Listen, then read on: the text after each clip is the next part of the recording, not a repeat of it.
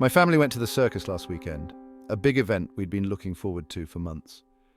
It was crowded, loud, and full of colorful lights and sounds that made it almost impossible to know where to look. My parents were busy talking and trying to figure out which ride we'd go on first, but my sister and I couldn't wait. We ran off, weaving through the crowd until we found ourselves in front of the Hall of Mirrors. We didn't think twice before running inside. The place was dimly lit, with lights bouncing off the mirrors. Our laughter echoed as we darted around, chasing our reflections and getting hopelessly turned around.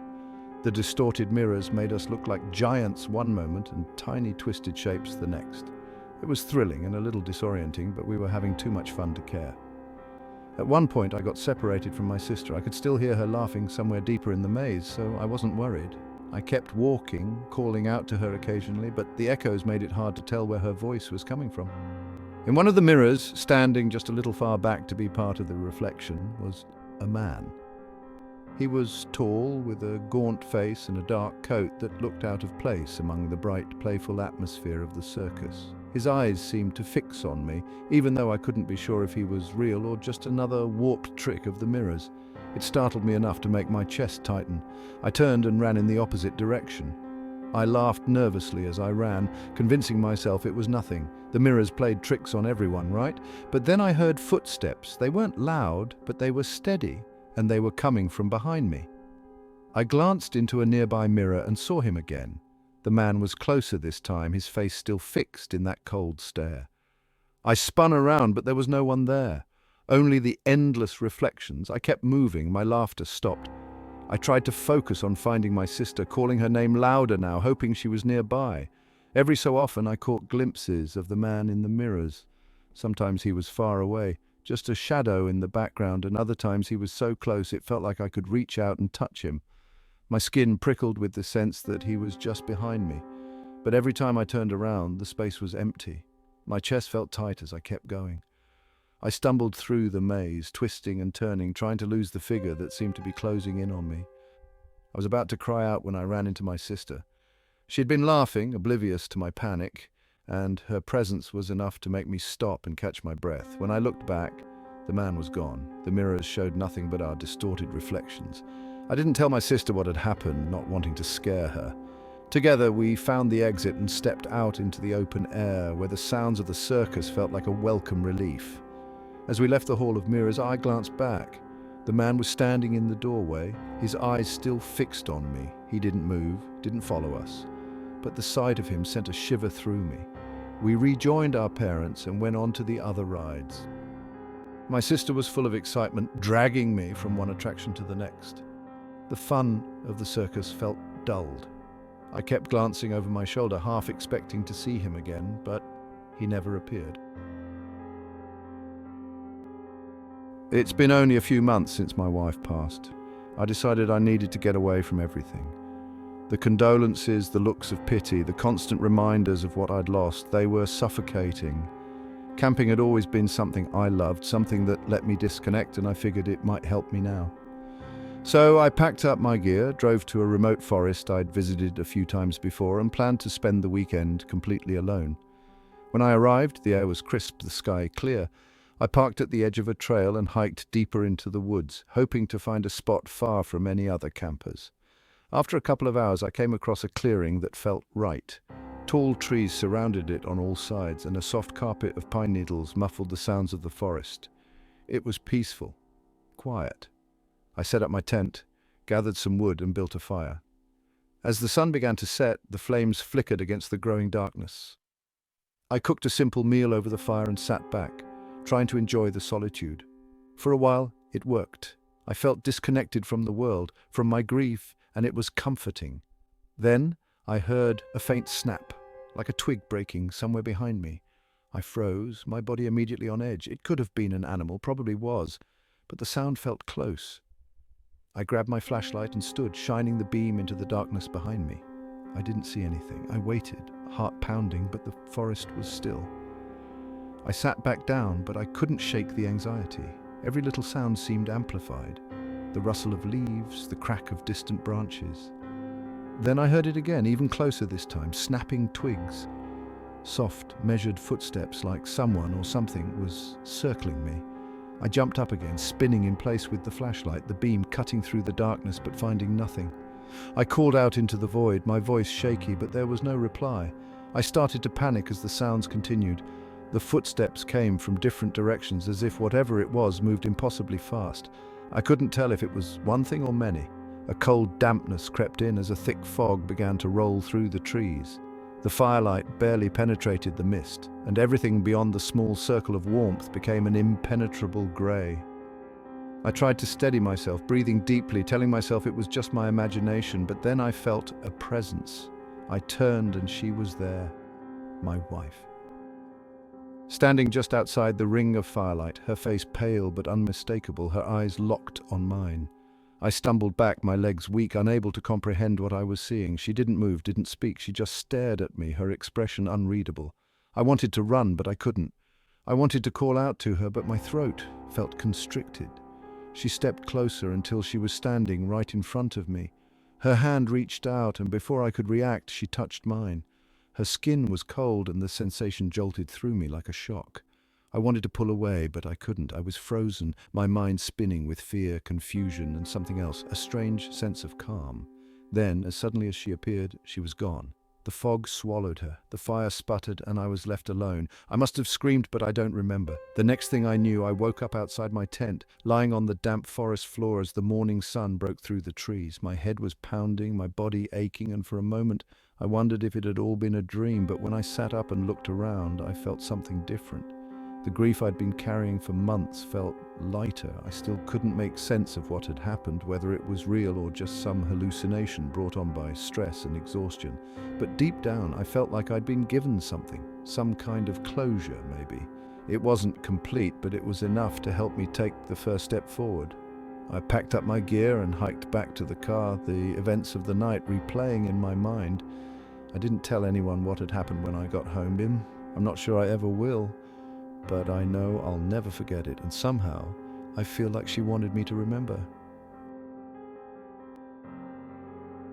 A few weeks ago I had surgery, and it was a routine procedure, nothing too complicated, or so I was told. The recovery was tough, but I was in a good hospital, so I expected things to go smoothly. That's when I met my night nurse, Sarah. She was kind, professional, and seemed to genuinely care about my recovery. I appreciated her attentiveness. She was always checking in on me, adjusting my blankets, making sure my pain medication was on schedule. But as the nights went on, I started to notice something strange. Sometimes when I'd wake up in the middle of the night, I'd find her standing over me, staring at me. She'd always act as though nothing was wrong, quickly adjusting her expression to one of calm reassurance. I'd wake up with unexplained bruises or scratches on my arms and legs. Nothing major, but enough to make me question how they got there. I tried to ignore it, maybe it was a side effect of the surgery, but the bruises kept appearing, sometimes in places I couldn't remember injuring. One morning, I woke up with a cut on my face that wasn't there when I fell asleep. As the days passed, my memory began to blur. I'd wake up in the middle of the night and find Sarah sitting beside my bed, looking at me with that unsettling expression again, as if she had been there for hours, even though I couldn't remember her entering the room. One night, after waking up with a fresh scratch across my chest, I decided to confront her. She was in the room, standing by the window, staring out into the night. When she noticed I was awake, she turned to me and smiled. I asked her what was happening, why I kept getting these injuries, and why my memory was so messed up. Instead of answering me directly, she started talking about saving me. She told me that there was an evil inside me, something that had been brought out during the surgery. She said she was protecting me from it, from whatever was lurking beneath the surface. I thought she was just delusional, but her eyes were so intense, so sure of herself. The next night I woke up to a sharp pain in my side. I reached down and felt something warm and sticky. I turned on the light and found blood staining my hospital gown. My side was slashed open and the cut was deep. I hadn't felt it happen, and there was no way I could have done it to myself in my sleep. I was horrified, but when I called for help, Sarah was there within moments, acting as though everything was normal. She cleaned the wound, bandaged it up, and told me I was just reacting to the trauma. I tried to tell the hospital staff about the injuries, but they just brushed me off. I even asked to be transferred to a different nurse, but Sarah seemed to have some kind of hold over everyone. No one questioned her. It was like I was trapped in a nightmare. And the more I tried to resist, the more she seemed to tighten her grip. Eventually, the pain and the injuries became too much.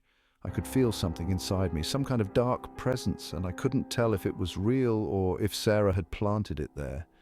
The scars, the injuries, the memory lapses, they all began to blur together. I felt like I was losing my grip on reality. I don't know how long it's been since I last saw her. All I know is that one night I woke up to find her gone.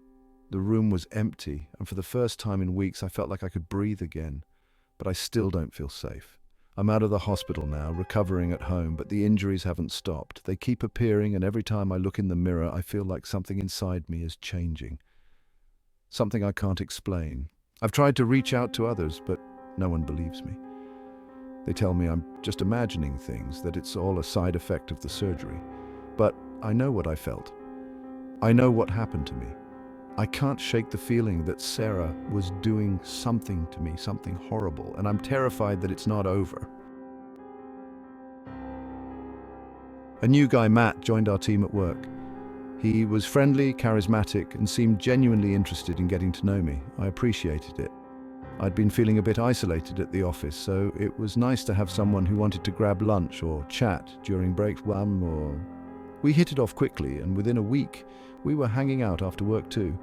Matt was always around. He made himself indispensable at work, constantly offering to help me with projects and even taking on some of my workload. Outside of work, he'd suggest plans for the weekend or drop by unannounced with takeaway or beers. I thought he was just a genuinely nice guy. It felt good to have a friend like that, someone who seemed to care so much, but after a while things started to feel off. My manager pulled me aside one day and mentioned that mistakes were being made on projects I was overseeing, mistakes I was sure I hadn't made. Matt always seemed to be the one who caught them, bringing them up in team meetings in a way that made me look careless. Around the same time, my girlfriend and I started having arguments over things I didn't remember saying or doing. She accused me of cancelling plans I hadn't cancelled, sending texts that I never sent, and acting distant when I didn't think I had been. It felt like our relationship was falling apart for no reason. I also noticed my friends pulling away. They stopped responding to messages or inviting me to things. When I finally confronted one of them, he mentioned something about Matt, how he'd said I'd been talking behind their backs and didn't want to hang out anymore. I was shocked. I hadn't said any of those things, but Matt was the common thread. I started paying closer attention to Matt. It seemed like everywhere I turned, he was there, ready to swoop in with support or advice. He'd offer to help fix my work reputation, suggesting ways I could avoid more mistakes. He'd listen patiently when I vented about my relationship problems, always suggesting that maybe my girlfriend wasn't right for me. When I mentioned my friends, he'd shake his head and tell me I deserved better people in my life. The realization hit me one night when I couldn't sleep. Matt had inserted himself into every part of my life, my job, my relationship, my friendships, and every single one of those areas was now in shambles. The only constant through all of it was him. I started piecing things together. The work mistakes, the messages to my girlfriend, the rumors among my friends, it all pointed back to Matt. The next day at work, I tried to distance myself. I stopped accepting his help on projects, stopped engaging in his conversations. That's when he became more persistent. He'd find excuses to be near me, hovering just enough to remind me he was there. At one point, he even confronted me, asking if everything was okay between us. I gave a vague response and left as quickly as I could. Things escalated quickly after that. My manager called me into their office and told me there had been complaints about my performance and attitude. I had no idea where they were coming from, but Matt's name kept surfacing in subtle ways during the conversation. That same night, my girlfriend broke up with me, citing all the same issues she'd been bringing up for weeks. My friends were completely silent. I was alone. The only person who still seemed to care was Matt. He showed up at my place unannounced, claiming he'd heard about my breakup and wanted to check on me. I let him in, too exhausted to argue, but deep down I knew he'd orchestrated everything. As he sat in my living room, casually chatting and offering support, I realized this was exactly what he wanted. He'd systematically dismantled my life, so I'd have no one else to turn to but him. That night, I told him I needed some time to myself and asked him to leave. The look on his face was strange, calm, but almost calculating. He left without a word, and I haven't seen him since. Since then, I've been trying to rebuild. I've reached out to my friends to explain what happened and started looking for a new job. It's been hard, but I'm determined to move forward. Still, every so often I catch myself looking over my shoulder, wondering if Matt is still watching, waiting for another chance to step back into my life. Last night, I ordered a rideshare after staying late at a friend's house. It was just past midnight and I didn't feel like walking back alone, so I used the app to call a car. The driver arrived quickly, matching the description on the app. Same car, same color, and even the right license plate. I got in without a second thought. The driver greeted me and we pulled out onto the quiet streets. I checked the app to follow the route. After a few minutes, I noticed we weren't heading in the right direction. The driver had taken a turn that didn't align with the route displayed on my phone. I asked about it, but they didn't respond, just kept driving with a calm, steady expression. The car was moving farther away from familiar streets, winding into an area I didn't recognize. I asked again about the route, but the driver didn't acknowledge me. Instead, they started talking calmly about previous passengers. They mentioned people who had gotten into their car late at night, just like me, but didn't make it to their destinations. They described passengers who became scared when they realized something was wrong and how they reacted in those final moments. I felt frozen. My phone was in my hand, but I wasn't sure what to do. I tried to quietly send my location to a friend, but the signal was weak, and nothing would go through. My heartbeat was pounding in my ears as the stories continued, each more disturbing than the last. The driver seemed to enjoy recounting them, their voice steady and unnervingly calm. The roads were completely deserted. We were heading into an isolated area, trees lining both sides of the narrow road, no streetlights, no signs of life. I tried to remain calm, planning my next move, but the car suddenly slowed. The driver pulled over to the side of the road and turned off the engine. For a moment, everything was silent, except for the faint sound of the wind outside. The driver turned to look at me, their face unreadable in the dim light. I didn't wait to find out what they were going to do. I threw the door open, scrambled out and started running. I didn't look back, didn't stop until I found a main road with passing cars. I managed to flag down a vehicle and the driver helped me get to a safe place where I called the police. When they investigated, the rideshare app confirmed that the driver wasn't the person registered to the car. They'd somehow bypassed the system to pose as the legitimate driver. I'm safe now, but I can't stop thinking about how close I came to disappearing like the passengers in their stories. I don't know what they plan to do, but I'm never taking a rideshare again. I started working the night shift at a petrol station a few weeks ago. Everything was normal, the usual mix of tired drivers, late-night snacks, and the occasional person filling up. The shift was quiet, peaceful even, with only a few moments of boredom. But on the fourth night, an older man walked in. He didn't have a car with him, which was odd. Most people who stop by at night are either filling up or buying something for the road. He just wandered around the store, glancing at the shelves, touching a few items without really looking at them, then walked out without buying anything.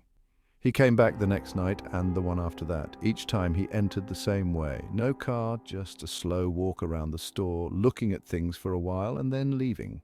By the fourth night of this routine, I noticed something different. He seemed to be hanging around longer. His presence was unsettling, like he was looking for something but never finding it. Eventually, I couldn't ignore it anymore, and when he came in that night, I asked him what he was doing. That's when he snapped. He started shouting, throwing items off the shelves, knocking cans and bottles to the floor. I was stunned and scared, unsure what to do. I backed away and called the police. The moment I mentioned I was calling the authorities, everything changed. The man stopped his outburst immediately. He looked at me, his expression softening, and he apologized. Then, without another word, he left the store. He never came back. The sun was just beginning to dip behind the jagged peaks of the mountain range. From the porch of my cabin, I caught a glimpse of movement on the ridge, a figure standing motionless against the blood-orange sky. I assumed it was a hiker. People occasionally passed through the trails nearby, though this far out it was rare. But something about the way he stood unnerved me. I told myself it was nothing and went back inside. Moving to the cabin had been my way of escaping the noise of city life after 30 years in the police force. The chaos, the sirens, the endless rotation of crime and tragedy, it had worn me thin. The cabin was supposed to be my sanctuary, a place where I could finally breathe. Surrounded by towering pines and unbroken silence, I thought I'd find peace. The figure returned the next evening, same spot on the ridge, same eerie stillness. This time I watched him for longer. He was too far away to make out any details, just a dark silhouette against the fading light, but he was facing my direction. I was sure of it. By the third night it had become a ritual. At sundown he would appear, standing like a statue, and I would sit on my porch pretending not to notice. The closest neighbor was miles away, and the nearest town was a half-hour drive down winding unpaved roads. If something went wrong out here, I'd be on my own. After a week of this, I decided to confront him. I'd spent too many years dealing with strangers to let someone intimidate me, no matter how strange they acted. That evening, as the sun dipped lower, I grabbed my torch and hiked up the rocky incline towards the ridge. The air grew colder with each step, and the forest seemed to press in around me. By the time I reached the ridge, my heart was pounding, not from exertion, but from a deep, instinctive dread. The figure was waiting. He didn't flinch as I approached, didn't so much as shift his weight. Up close, I could see he was older, his face weathered and gaunt. He was dressed in dark, heavy clothing, and his eyes, sunken and shadowed, seemed to look straight through me. But as I stood there, ready to demand answers, I realized something chilling. He wasn't looking at me. His gaze was fixed on the cabin. I followed his line of sight, but from this distance I couldn't see anything unusual, just the darkened silhouette of my small home nestled among the trees. When I turned back to him, he was shaking his head slowly, almost mournfully, as if I'd made some terrible mistake. Without a word, he turned and disappeared into the forest. I returned to the cabin with an uneasy feeling settling deep in my gut. I locked the doors and windows, drawing the curtains tight. I couldn't shake the thought that his nightly vigil wasn't meant to intimidate me, but to warn me. Warn me about what, though? That night, I woke to a sound. I thought it was the wind rattling the windows, but as I sat up, straining to listen, I realized it was coming from inside the cabin. It was soft, scratching like fingernails trailing across wood. My chest tightened as I reached for the torch on my nightstand, flicking it on and sweeping the beam across the room. Nothing. Just the faint sound of the wind outside. I got up, moving cautiously through the cabin, checking every corner. The sound stopped as soon as I entered the main room. For a moment I thought I'd imagined it, but then I noticed something odd. The front door, which I was certain I'd locked, was slightly ajar. I froze. My first instinct was to grab the rifle I kept by the fireplace, but something stopped me, a creeping, paralyzing sense that whatever had opened the door wasn't something I could fend off with a gun. Slowly I approached the door, shining the torch beam outside. The porch was empty, but the scratching sound returned.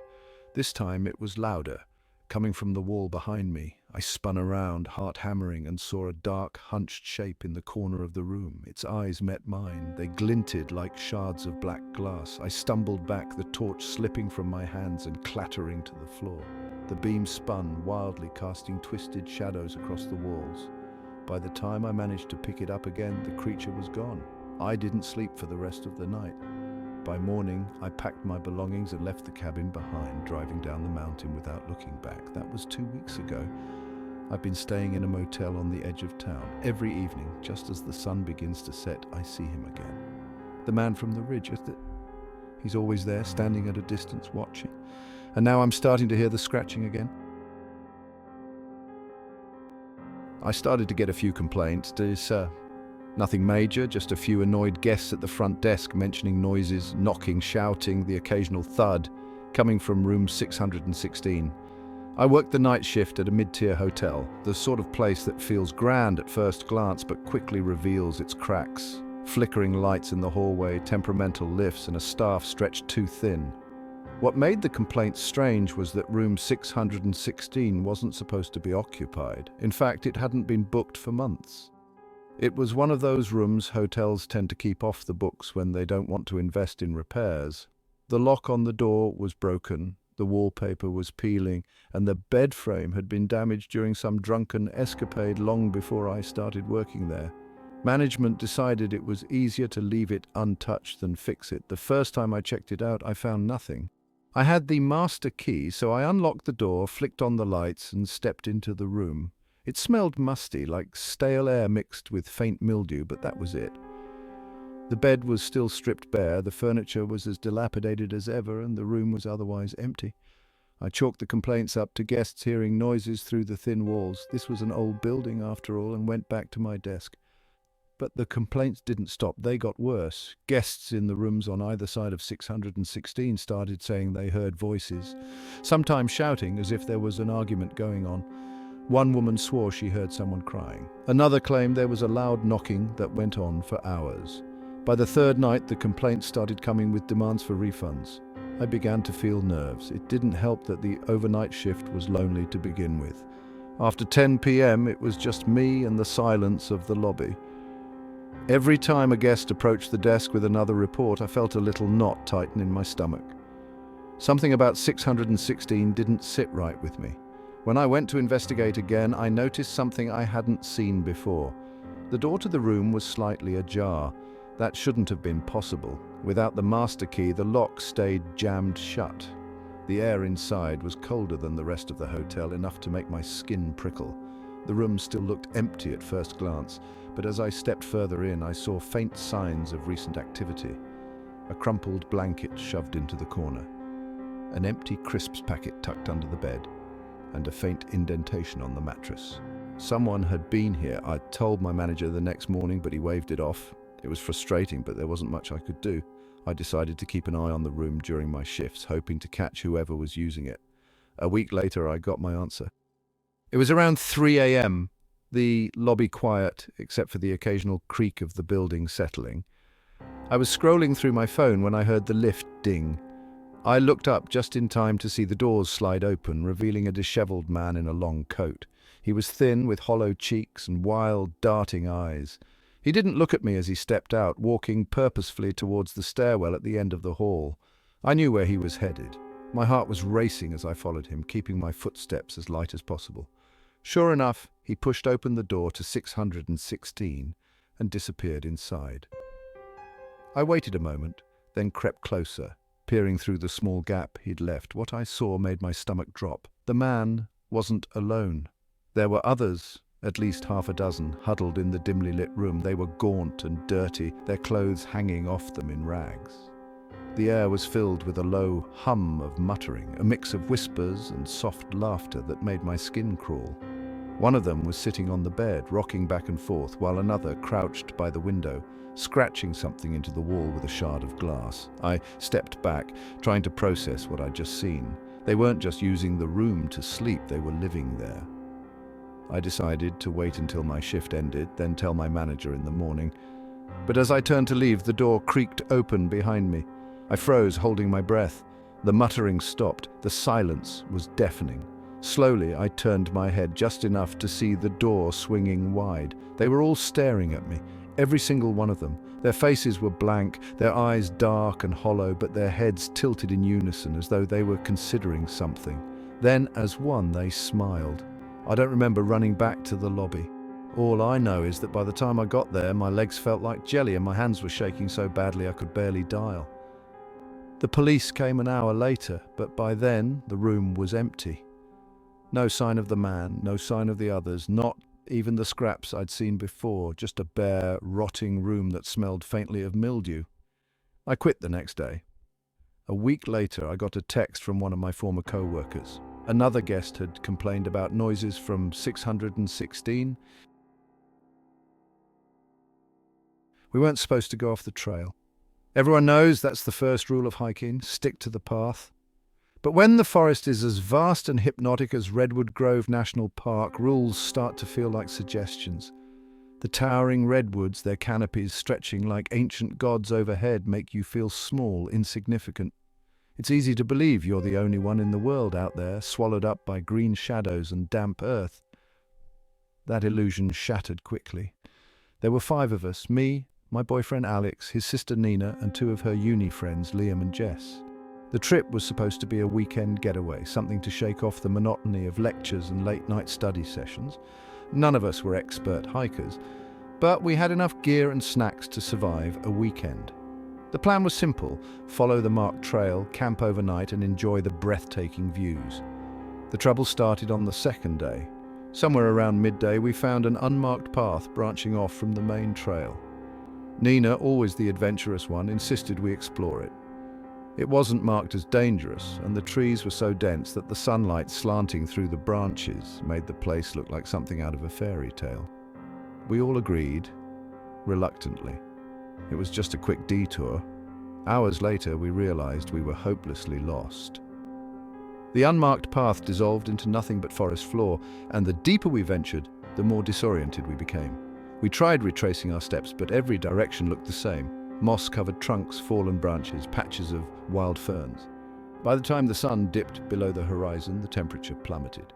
We set up camp in a small clearing, hoping to figure out a plan in the morning.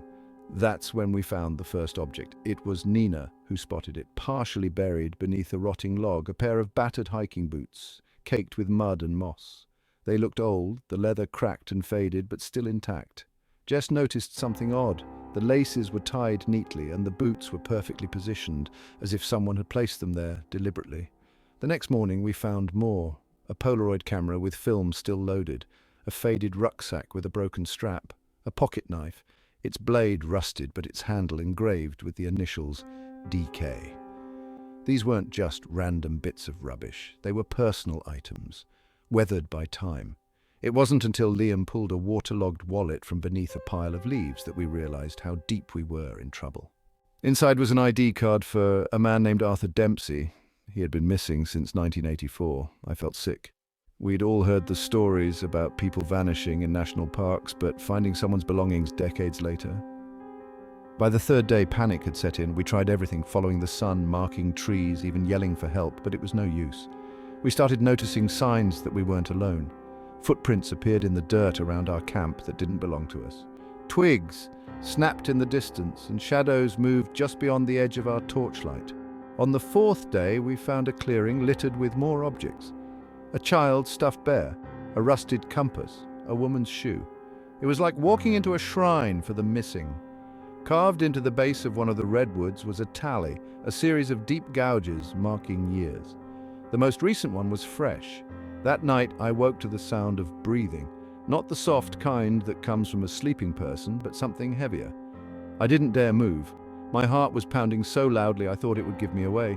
I lay there, staring at the fabric of the tent, paralyzed with fear as the sound circled our camp slow. By morning, Liam was gone. His sleeping bag was there, unzipped, but there was no sign of him. The boot prints outside the camp were deeper than ours, larger, and there was a trail of them leading into the trees. The fifth day blurred into a nightmare of exhaustion, hunger, and dread. That's when I saw a figure in the distance, tall and lean, moving between the trees. It carried something slung over its shoulder. I grabbed Alex's arm, trying to point it out, but when I looked back, it was gone. We didn't speak about it, but I could tell from the look in his eyes that he'd seen it too. By the time we stumbled into another clearing, the sun was setting. There, nailed to one of the trees, was a Polaroid. It was weathered and yellowed, but the image was clear. It showed our group from the first day of the hike, all smiles and laughter. Scrawled beneath it in jagged handwriting were the words, "You're next." I don't remember much after that. Just running, branches clawing at my face, the sound of something crashing through the underbrush behind us. When I finally collapsed from exhaustion, I was alone. The rangers found me 2 days later, wandering near the edge of the park, dehydrated and delirious. I tried to tell them what happened, but they just nodded sympathetically and said the forest can play tricks on you. They never found the others. I thought I was losing my mind. Finals were around the corner, and I'd been burning the candle at both ends, staying up late, revising, surviving on coffee and microwave meals. But then I started waking up to a strange feeling, like someone had been in my flat while I was asleep. I live alone in a tiny studio apartment. It's nothing fancy, just a single room with a kitchenette, a bed in the corner, and a bathroom tucked away behind a flimsy door. It's cheap though, which is all I can afford as a student. The building itself is old, with creaky floors and thin walls, so I've always been used to hearing my neighbors shuffling about or arguing late at night. But I've got hearing loss, and when I take my aids out to sleep, the world goes quiet. The thought that someone could be moving around my flat while I was oblivious was unsettling. I decided to get a security camera. Nothing fancy, just a cheap little one I ordered online. I set it up on top of my bookshelf, pointing towards the main living area. I figured if there was someone sneaking in, I'd catch them on tape, and if not, it would put my mind at ease. The first night after installing it, I didn't expect much. I went about my usual routine. Dinner, some Netflix, then bed. I left the camera running and fell asleep as usual. The next morning, I pulled up the footage on my laptop, feeling a bit ridiculous. For the most part, it was just me pottering about, scrolling on my phone, and then eventually settling into bed. I fast-forwarded through the rest, expecting nothing. But at around 3 a.m., the camera picked up movement. A flicker of shadow near the air vent on the far wall. I paused the video, squinting at the screen. As I watched, the vent cover shifted. Slowly, almost cautiously, it slid to the side, and then a pale, thin hand reached out, gripping the edge of the vent. I froze, my stomach lurching. The hand was followed by a face. Hollow eyes, gaunt cheeks, tangled hair. Someone was in the crawl space above my flat. They pushed the vent cover aside completely and stared into the room for what felt like an eternity. Then, they began to climb out. I slammed my laptop shut, my heart thumping. The logical part of me said I should call the police immediately, but I was paralyzed with fear. I sat there, clutching my phone, replaying the image of that face in my mind. Eventually, I mustered the courage to watch the rest of the footage. The person climbed down from the vent, moving as if they'd done this 100 times before. They stood in the middle of my flat for a while, just watching me sleep. My stomach churned as I watched them approach my bed, standing so close they could have reached out and touched me.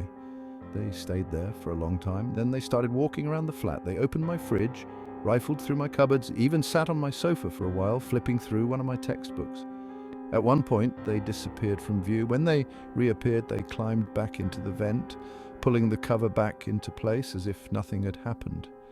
I didn't sleep at all that night. I packed a bag and left, crashing on a friend's sofa, too afraid to go back. The police came the next day and I showed them the footage. They searched the crawl space and found a makeshift bed, some clothes, and a stash of food wrappers. Whoever it was had been living up there for weeks. But they were gone. The police said they'd keep an eye out, but I could tell they didn't think much of it. I've since moved to a new place with better locks and no crawl spaces. I keep the camera running 24/7 now, and I check the footage religiously.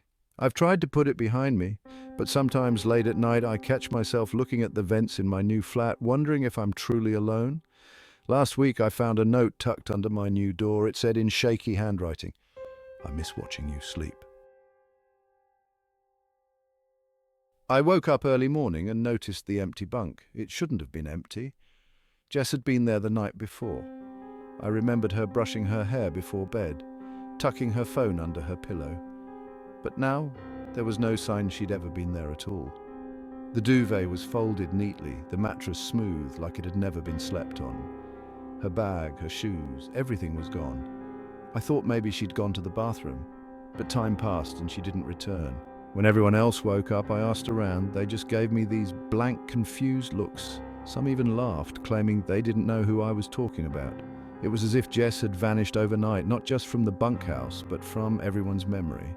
I couldn't let it go. Jess had been there, I was sure of it. We'd arrived at the commune together, signed in at the same time, even joked about how out of place we felt among the overly cheerful group leaders. I checked the registration list, but her name wasn't there. Her bed assignment was listed as vacant. Her belongings, the small hints that she'd existed, were nowhere to be found. That night, I couldn't sleep. The others carried on as if nothing was wrong, but I couldn't shake the feeling that something was deeply off. The commune felt too perfect, too controlled. The smiling faces of the group leaders seemed more like masks than genuine expressions. Every time I tried to bring Jess up again, the responses grew colder, more dismissive. In desperation, I started searching for any clue that might prove Jess had been here. I went through the common areas, peeking into lockers, drawers, and trash bins. I found nothing.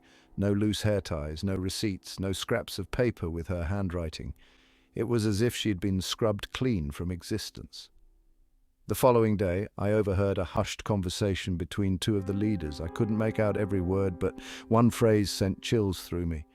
handled efficiently.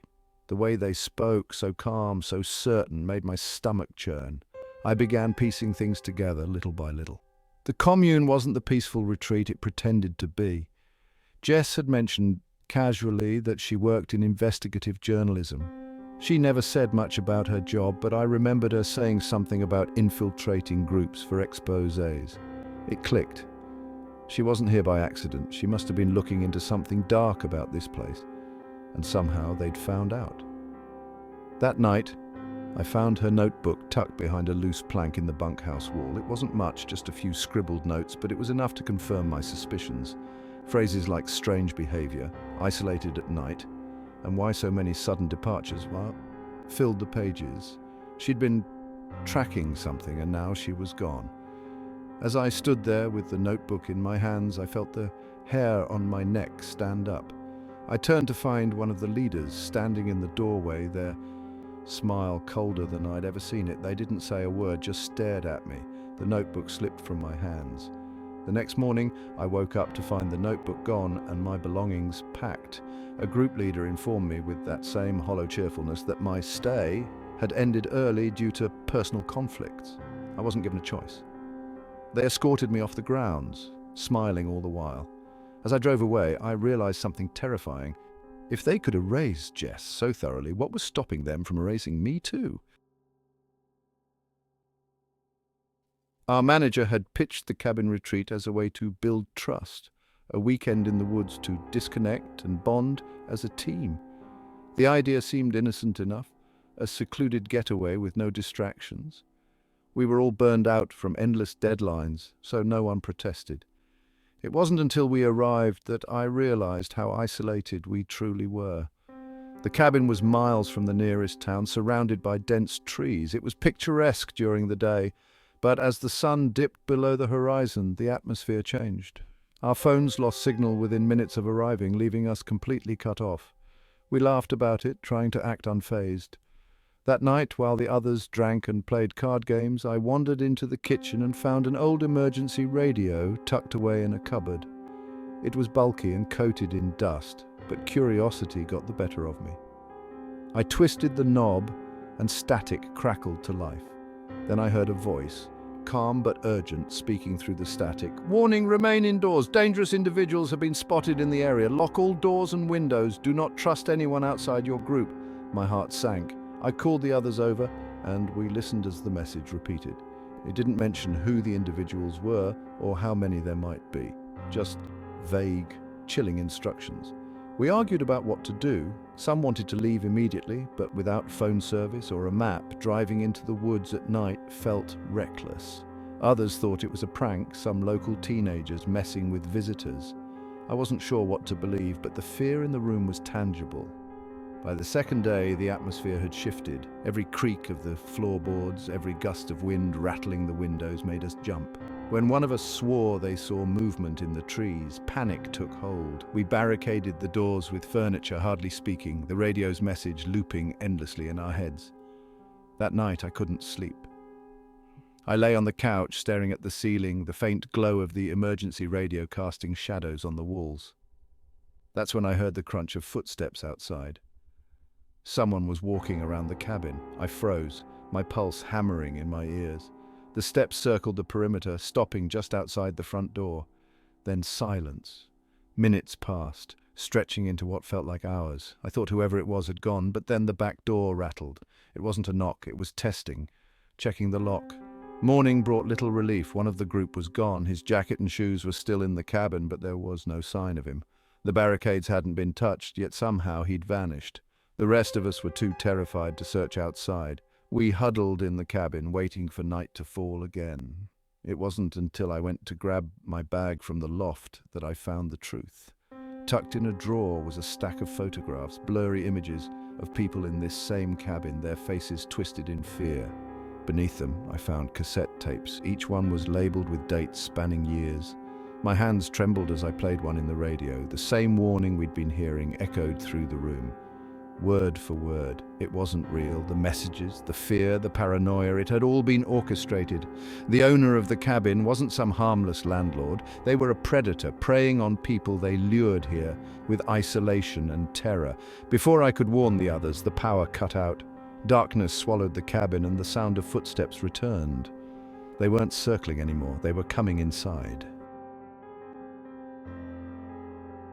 We'd never been the kind of people who won anything. Life had been a relentless grind of overdue bills and juggling odd jobs, so when the email arrived saying we'd won a free luxury cruise, it felt like a miracle.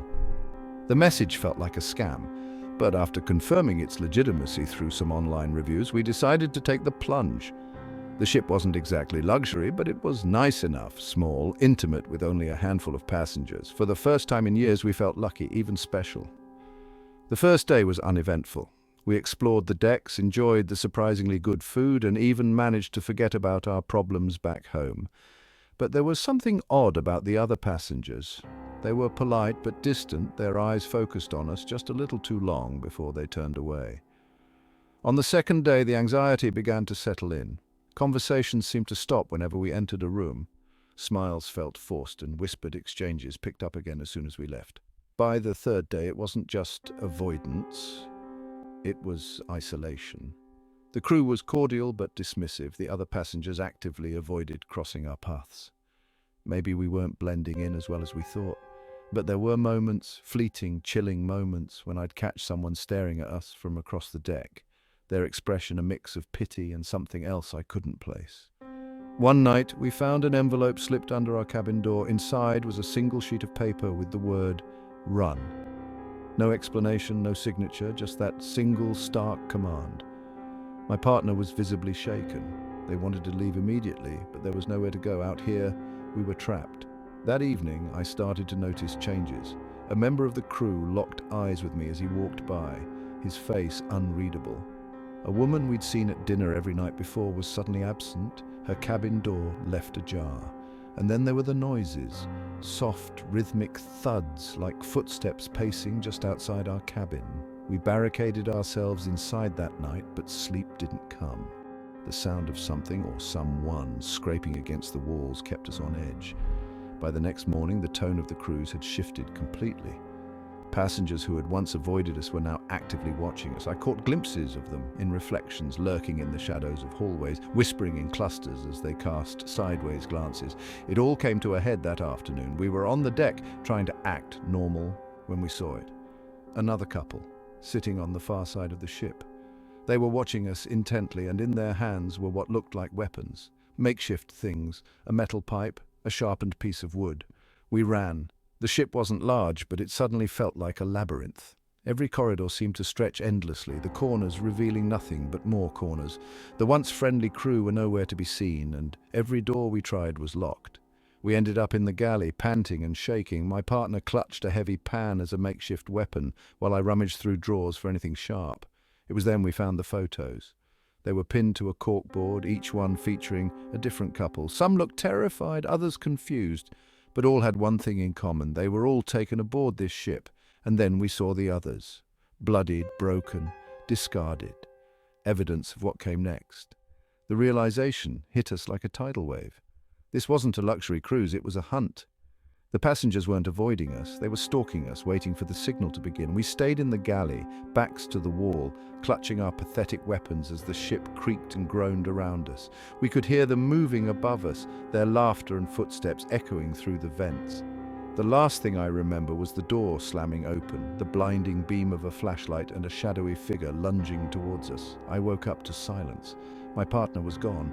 The galley was pristine, as if nothing had happened.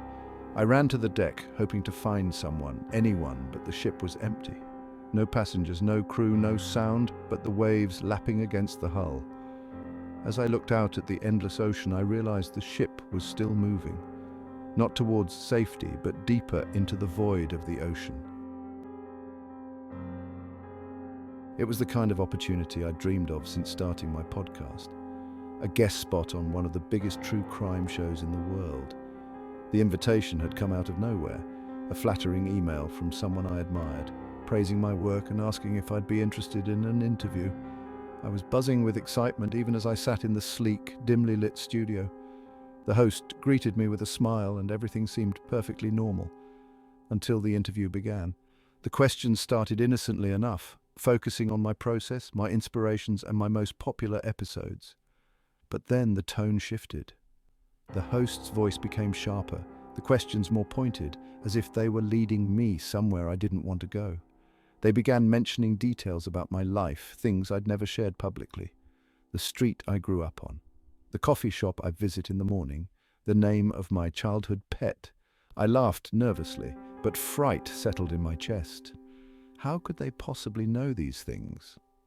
Then they brought up one of my old episodes, a case I'd covered early in my career about a man convicted of a string of brutal crimes. The episode had been controversial at the time, mostly because I dug deep into his background, exposing personal details that hadn't been part of the trial. I'd told myself it was all in the name of storytelling, but I'd received my share of backlash for it. The host's voice grew darker, almost accusatory, as they recounted the details of that case. They described things I hadn't included in the episode, things only the perpetrator or someone close to him could know. My skin prickled as they leaned in, their eyes gleaming with something unrecognizable, and they spoke words I'll never forget. The man's name, his real name, the realization hit me like ice water.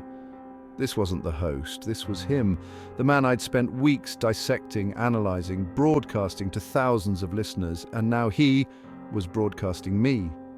The camera was rolling. The red light on the edge of the lens burned like an accusation. I wanted to run, to scream, but I couldn't move. He was still speaking, weaving a narrative about me, about my life, with chilling accuracy. I could feel my heart hammering as I realized I was now the subject of his story. The final moments were a blur. He stood, gestured towards the camera, and whispered something I couldn't hear over the roar of blood in my ears. Then he reached out, turning off the lights one by one until the room was swallowed in darkness. I woke up alone in the studio, the equipment dismantled, the host's chair empty. My phone was buzzing incessantly, notifications flooding in. The live stream had ended hours ago, but it was all anyone could talk about. The video was everywhere. My face, my fear, my name.